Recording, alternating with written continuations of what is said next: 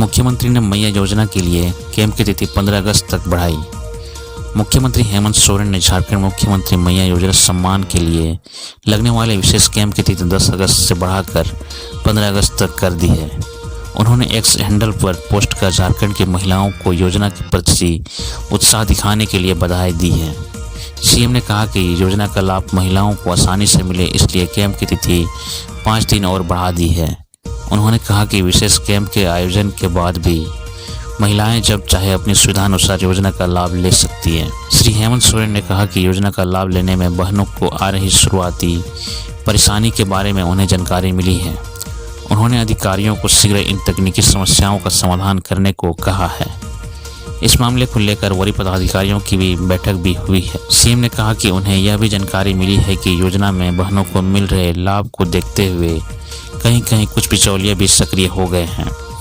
उन्होंने कहा कि योजना की पूरी प्रक्रिया निःशुल्क है, अतः बिचौलियों से सावधान रहें, उनके झांसे में नहीं आए। श्री हेमंत सोरेन ने कहा कि सभी जिला प्रशासन को निर्देश दिया गया है कि कहीं भी बिचौलियों का सूचना मिले तो उन पर कड़ी कार्रवाई करें। इस योजना के तहत राज्य की लाखों बहनों को हर साल 12,000 रुपये मिलेंगे।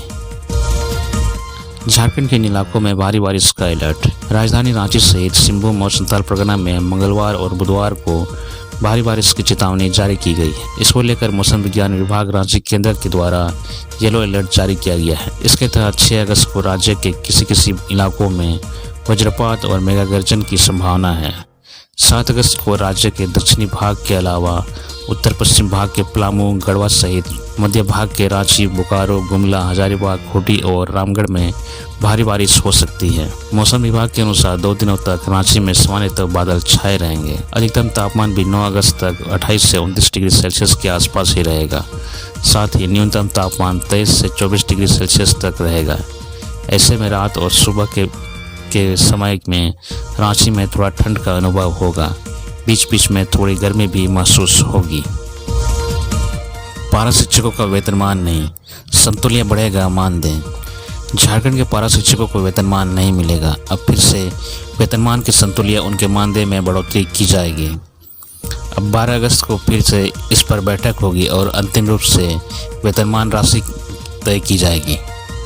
वेतनमान सहित अन्य मांगों को लेकर शिक्षा मंत्री वेदनाथ राम की अध्यक्षता में उनके कार्यालय कक्ष में सहायक अध्यापक संघर्ष मोर्चा राज्य कमेटी और विधायकों के बीच बैठक हुई।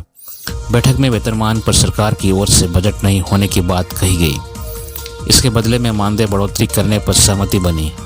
वहीं यह भी तय हो गया कि ईपीएफ की सुविधा अभी पारा शिक्षकों को नहीं मिल सकेगी। मानदेय बढ़ोतरी को लेकर शिक्षा विभाग मुख्यमंत्री हेमंत सोरेन से इस मसले पर बात करेगा, जिसके बाद अंतिम निर्णय लेगा। बैठक में पारा शिक्षकों की आकलन परीक्षा से प्रभावित 5,000 सहायक अध्यापक के त्रुटिपूर्ण उत्तर के अंक का निष्पादन करने का आदेश झारखंड एकेडमिक काउंसिल के सचिव को दिया गया। वहीं शहरी क्षेत्र के पारा शिक्षकों को 4% वार्षिक वृद्धि अगले कैबिनेट से वृद्धि पारित करने का आश्वासन दिया गया। शहरी क्षेत्र के पारा शिक्षकों को जनवरी 2023 से 4% बढ़ोतरी के साथ मानदेय नहीं मिल रहा है, जबकि जनवरी 2024 में भी इनके मानदेय में 4% की बढ़ोतरी की जानी है। इसके अलावा सहायक अध्यापकों को हर साल सेवा संपुष्टि की बाध्यता से मुक्ति मिलेगी। बैठक के बाद पारा शिक्षकों ने 11 अगस्त को राज्य के सभी जिलों में सहायक अध्यापक संघर्ष मोर्चा की राज्य स्तरीय बैठक करने का निर्णय लिया है, जिसमें आगे की रणनीति पर विचार किया जाएगा। शिक्षा मंत्री के साथ वार्ता में विधायक सुदिव्य कुमार सोनू, विधायक नमन विक्सल कोंगाड़ी, शिक्षा विभाग के प्रभारी सचिव उमाशंकर सिंह, जेईपीसी के एसपीडी आदित्य रंजन, प्रशासनिक पदाधिकारी सचिदानंद तिग्गा, ममता लकड़ा, मोर्चा के विनोद बिहारी महतो समेत अन्य लोग उपस्थित थे। जेएसएससी ने जारी किया एग्जाम कैलेंडर। इस दिन होगी सीजीएल की परीक्षा। जेएसएससी यानी झारखंड राज्य कर्मचारी चयन आयोग ने एक बार फिर परीक्षा कैलेंडर जारी किया है। जारी नए कैलेंडर के अनुसार अब जेएसएससी सीजीएल की परीक्षा सितंबर 2024 के आखिरी सप्ताह में होगी। आपको बता दें कि जेएसएससी सीजीएल सहित अन्य परीक्षा जल्द से जल्द कराने की मांग को लेकर छात्र लगातार सड़क से लेकर सोशल मीडिया तक आंदोलन कर रहे थे। हेमंत सोरेन की सरकार में जेएसएससी ने इससे पहले भी कई बार परीक्षा कैलेंडर जारी किए हैं, लेकिन अब तक कैलेंडर के हिसाब से बहुत कम ही परीक्षा हो पाई है। इसलिए नए जारी कैलेंडर से भी छात्रों को बहुत उम्मीद नहीं है। झारखंड में बड़ा हादसा, चिमनी में ब्लास्ट होने से 7 मजदूर झुलसे, 1 की मौत। झारखंड के हजारीबाग में बड़ा हादसा हो गया है। बरही के रियाड़ा औद्योगिक क्षेत्र में लगी फैक्ट्री की चिमनी में ब्लास्ट हो गया है। तेज धमाके के बाद कई मजदूर बुरी तरह से जख्मी हो गए हैं। हादसे के वक्त फैक्ट्री में 70 से अधिक मजदूर काम कर रहे थे। सभी घायल मजदूरों को आनंद फानन में आरोग्यम अस्पताल ले जाया गया। आरोग्यम अस्पताल ने एक मजदूर की मौत की पुष्टि की है। अस्पताल की ओर से बताया गया कि हादसे के बाद यहां 7 मजदूरों को लाया गया था। जितेंद्र कुमार नाम की एक शख्स की मौत हो गई है। सभी मजदूर आउटसोर्स कंपनी के माध्यम से काम करते हैं। अन्य घायल मजदूरों को रांची के रिम्स में रेफर कर दिया गया है। झारखंड के स्वास्थ्य मंत्री बन्ना गुप्ता घटनास्थल पर पहुंचे हैं। उनके साथ विधायक सह निवेदन समिति सभापति उमाशंकर अकेला भी मौजूद हैं। घटनास्थल पर अनुमंडल पदाधिकारी, प्रखंड विकास पदाधिकारी, अंचल पदाधिकारी, पुलिस निरीक्षक सह थाना प्रभारी उपस्थित हैं। अधिकारियों ने कहा कि घटना में जो भी दोषी हैं उन पर कार्रवाई होगी। पलामू में आरपीएफ ने 12 बच्चों को तस्करी से बचाया। पलामू जिले के डाल्टनगंज रेलवे स्टेशन पर तैनात रेलवे सुरक्षा बल के जवानों ने मंगलवार को 12 बच्चे को तस्करी से बचा लिया। आरपीएफ ने इस दौरान एक तस्कर को भी गिरफ्तार किया है।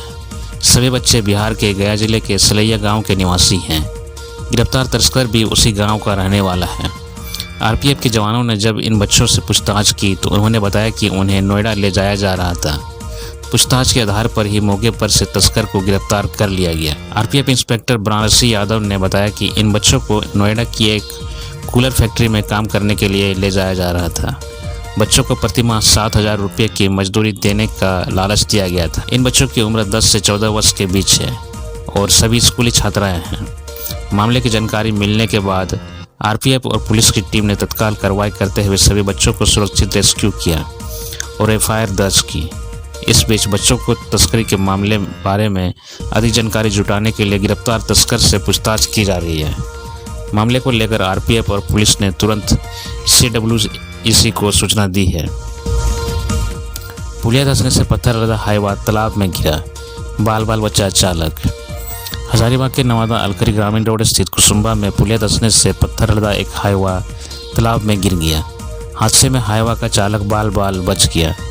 ग्रामीणों की मदद से उसे वाहन से बाहर निकाला गया। बताया जाता है कि कुसुम्बा से अलकरी तक जर्जर सड़क की मरम्मती का काज चल रहा है, जिसमें कई हाईवा बोल्डर ढोने का काम में लगे हुए हैं। रविवार की शाम में कुसुम्बा होते हुए हाईवा पर लाद कर बोल्डर अलखरी की ओर ले जाया जा रहा था। इसी क्रम में कुसुम्बा तालाब के पास बोल्डर लदा हुआ हाईवा मेड़ में पहुंचते ही पुलिया अचानक धंस गई, जिससे हाईवा तालाब में गिर गया। हादसे के बाद बड़ी संख्या में ग्रामीण तालाब की ओर दौड़े और केबिन में फंसे चालक को बाहर निकाला। ग्रामीणों ने बताया कि सड़क निर्माण के लिए कुसुम्बा की ओर मटेरियल का डंपिंग यार्ड बनाया गया है, जबकि काम अलखरी की ओर हो रहा है। तालाब के रास्ते से गुजरने के कारण जर्जर पुलिया के धंसने की आशंका से पहले ही ठेकेदारों को आगाह कराया गया था। कहा गया था कि डंपिंग यार्ड को अलखरी की ओर बनाएं। इसके बावजूद ठेकेदार इसे अनदेखी कर भारी मात्रा से लदे हाईवा का परिचालन कराते रहा। इधर तेज बारिश के कारण पुलिया की स्थिति और जर्जर हो गई थी, जिसके कारण हादसा हुआ। यदि ग्रामीण बचाव करने नहीं पहुंचते तो चालक की जान जा सकती थी। लोहरदगा में आटा चक्की ब्लास्ट, 1 युवक की मौत, 2 बच्चे घायल। लोहरदगा जिले के सेना थाना क्षेत्र के सेना जंगल मोहल्ले के समीप आटा चक्की ब्लास्ट होने से 1 युवक की मौत हो गई, जबकि 2 बच्चे गंभीर रूप से घायल हो गए। हादसे के बाद तीनों घायलों को स्थानीय लोगों की मदद से इलाज के लिए सामुदायिक स्वास्थ्य केंद्र सिन्हा ले जाया गया, जहां प्राथमिक उपचार के बाद बेहतर इलाज के लिए सदर अस्पताल लोहरदगा भेज दिया गया। अस्पताल ले जाने के दौरान रास्ते में ही युवक की मौत हो गई, जबकि दोनों बच्चों का इलाज सदर अस्पताल में चल रहा है। लोहरदगा जिले के सिन्हा जंगल मोहल्ले निवासी महबूब अंसारी का 21 वर्षीय पुत्र अशफाक अंसारी घर पर गेहूं पिसाई का काम करता था। वह मंगलवार को भी गेहूं की पिसाई कर रहा था। उसी दौरान अचानक चक्की ब्लास्ट कर गया। इससे आटा चक्की चला रहा अशफाक अंसारी घायल हो गया। वहीं पर खड़ा 6 वर्षीय तंजील अंसारी और 3 वर्षीय साकिब अंसारी भी हादसे में गंभीर रूप से घायल हो गए। हादसे के बाद सभी घायलों को सामुदायिक स्वास्थ्य केंद्र सिन्हा ले जाया गया, जिन्हें प्राथमिक उपचार के बाद बेहतर इलाज के लिए सदर अस्पताल भेज दिया गया। वहीं अस्पताल ले जाने के क्रम में रास्ते में ही अशफाक अंसारी की मौत हो गई। दोनों घायल बच्चों का इलाज सदर अस्पताल में चल रहा है। घटना की सूचना मिलते ही सेना पुलिस मौके पर पहुंची और जांच में जुट गई है। शहीदों की याद में 12 अगस्त को दुमका में निकाली जाएगी तिरंगा यात्रा। राष्ट्रपति पुरस्कार प्राप्त सामाजिक कार्यकर्ता जतिन कुमार ने कहा कि अंतर्राष्ट्रीय युवा दिवस के उपलक्ष्य में 12 अगस्त को दुमका में तिरंगा यात्रा निकाली जाएगी। कार्यक्रम की तैयारियां जोरों से चल रही है। इस यात्रा में शहर के हजारों लोग शामिल होंगे। 5 किलोमीटर की तिरंगा यात्रा देश को आज़ाद करने में अपनी जान गंवाने वाले शहीदों की याद में निकाली जाएगी। यात्रा शहर के विभिन्न गली मोहल्ले से होकर गुजरेगी। वहीं अंतर्राष्ट्रीय युवा दिवस के कार्यक्रम के संरक्षक राजेंद्र प्रसाद शाह ने कहा कि हमारा तिरंगा साहस, बलिदान, शांति, सत्यता, पवित्रता, वैभव और संपन्नता के रंगों से मिलकर बनता है। इस तिरंगे पर हमें गर्व है। इसी तरह डॉक्टर तुषार ज्योति ने कहा कि तिरंगे की आन बान और शान को बनाए रखते हुए 5 किलोमीटर की ये तिरंगा यात्रा VIP चौक से होकर गली मोहल्ले से गुजरेगी। वहीं डॉक्टर श्वेता स्वराज ने कहा कि अंतर्राष्ट्रीय युवा दिवस के अवसर पर 12 अगस्त को दुमका में निकाले जाने वाली इस यात्रा में शहरवासी सादर आमंत्रित हैं। तिरंगा यात्रा कमेटी में सदस्य के रूप में रिंकू, अंकित कुमार गुप्ता, अभिषेक रंजन, विकास ठाकुर, नरेंद्र कुमार, विकास गुप्ता, विकास दुबे तथा कई अन्य लोग शामिल हैं। गिरिडीह में 2 पक्षों के बीच मारपीट, 13 लोग घायल। गिरिडीह के पचम्बा थाना क्षेत्र के जगमन रायडी गांव में सोमवार देर रात 2 पक्षों के बीच जमकर मारपीट हुई। इस घटना में दोनों पक्ष से 13 लोग घायल हो गए। सभी को इलाज के लिए गिरिडीह सदर अस्पताल में भर्ती कराया गया है। मारपीट में एक पक्ष से 11 लोग घायल तो वहीं दूसरे पक्ष से 2 लोग घायल हुए हैं। घायलों में मुस्लिम मियाँ, ताहिर मियाँ, बदरुद्दीन मियाँ, कमरुद्दीन मियाँ, सलाउद्दीन मियाँ, मिनहाज मियाँ, नियाकत मियाँ, लियाकत मियाँ, सलमान मियाँ, सबीर मियाँ और मेहरुनिसा, मोहम्मद नासिर अंसारी और मंजूर अंसारी शामिल हैं। बताया गया कि गिरिडीह के पचम्बा थाना क्षेत्र के कुछ लोग ट्रैक्टर से अपने घर की ओर जा रहे थे। उसी वक्त दूसरे पक्ष के लोगों को आम पेड़ की डाली ट्रैक्टर के टकराने से टूट गई। इसी बात को लेकर दोनों पक्षों में बहस हुई। यह बहस के बाद मारपीट का रूप धारण कर लिया, जिसमें 13 लोग घायल हो गए। घटना को लेकर दोनों पक्षों की ओर से पचम्बा थाना में आवेदन दिया गया है। इस दौरान पहले पक्ष के लोगों ने दूसरे पक्ष पर उनकी दुकानों में तोड़फोड़ और लूटपाट का भी आरोप लगाया है। इस बाबत पचम्बा थाना प्रभारी मंटू कुमार ने बताया कि घटना की सूचना पाकर पुलिस की पेट्रोलिंग गाड़ी घटनास्थल पर पहुंची। इसके बाद मामले को शांत कराया, फिर घायलों को इलाज के लिए सदर अस्पताल में भर्ती कराया। दोनों पक्ष से आवेदन दिया गया। मामले की जांच पड़ताल की जा रही है।